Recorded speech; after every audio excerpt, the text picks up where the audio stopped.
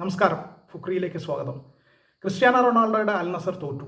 ഫൈനലിൽ ഗാബ ഒസാക്കയോട് തോറ്റു. ACL 2 ഫൈനലിലാണ് അൽ നസർ തോറ്റത്. അങ്ങനെ ക്രിസ്ത്യാനോ റൊണാൾഡോ ടീമിൽ വന്ന അൽ നസറിൽ വന്നതിന് ശേഷം 14ാമത്തെ കിരീടവും അവർക്ക് നഷ്ടമായി. 14 കിരീടങ്ങൾ ടീമിൽ വന്നതിന് ശേഷം എന്തൊരവസ്ഥയാണ്. അൽ നസർ എന്തായാലും തോൽവിയായിരുന്നു. കളിച്ചത് മുഴുവൻ അൽ നസറാണ്. ഗംഭീരമായി കളിച്ചു. പക്ഷെ ഫിനിഷ് ചെയ്യാൻ അവർക്ക് പറ്റിയില്ല. പെനാൽറ്റി ബോക്സിനകത്ത് അവർ തീർത്തും നിസ്സഹായരായി.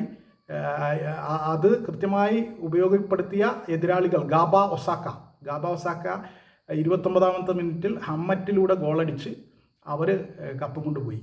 കളിച്ചത് അൽ നസർ, ജയിച്ചത് ഗാബ ഒസാക്ക. ഇതാണ് അവസ്ഥ. എന്തായാലും ക്രിസ്ത്യാനോ റൊണാൾഡോയ്ക്ക് നിരാശ തന്നെയാണ്.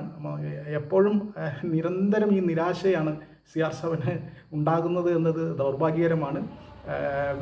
കളിയിലൊട്ടാകെ അൽ നസറിൻ്റെ ഗംഭീര മുന്നേറ്റങ്ങളുണ്ടായി, തകർത്ത് കളിച്ചു. പക്ഷേ ഫിനിഷ് ചെയ്യാൻ പറ്റിയില്ല. അതേസമയം ഒസാക്ക കിട്ടിയ അവസരം അടിച്ചു, ഹമ്മറ്റ അടിച്ചു, ഗോളടിച്ചു, അവർ ചാമ്പ്യന്മാരുമായി.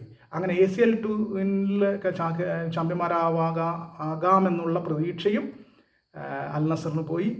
CR7 ക്രിസ്ത്യാനോ റൊണാൾഡോയും പിന്നെ ജാവോ ഫിലിക്സും ഒക്കെ ഉള്ള സൂപ്പർ താരങ്ങൾ ഉണ്ടായിരുന്നു അൽ നസറിന് Sadio Mane, Cristiano Ronaldo, Joao Felix, ഇങ്ങനെ സൂപ്പർ താരങ്ങളുടെ ഒരു നിര തന്നെ ഉണ്ടായിട്ട് അൽ നസറിന് ജപ്പാൻ്റെ വന്ന ഗബ ഒസാക്കയോട് തോൽക്കേണ്ടി വന്നു.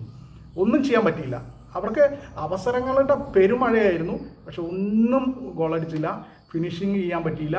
അങ്ങനെ അൽ നസർ വീണ്ടും ഒരിക്കൽ കൂടി ഒരു കിരീടം കൂടി നേടാനാകാതെ തോറ്റിരിക്കുന്നു. ക്രിസ്ത്യാനോ റൊണാൾഡോയുടെ ചിത്രം എന്ന് പറയുന്നത് നിരാശയുടെ ചിത്രങ്ങളാണ് മൊത്തം. ഇത്രയധികം കിരീടങ്ങൾ നഷ്ടപ്പെടുത്തുക എന്നൊക്കെ പറഞ്ഞാൽ വലിയ കഷ്ടമാണ്. എന്തായാലും അൽ നസർ തോറ്റിരിക്കുന്നു. അതാണ് യാഥാർത്ഥ്യം.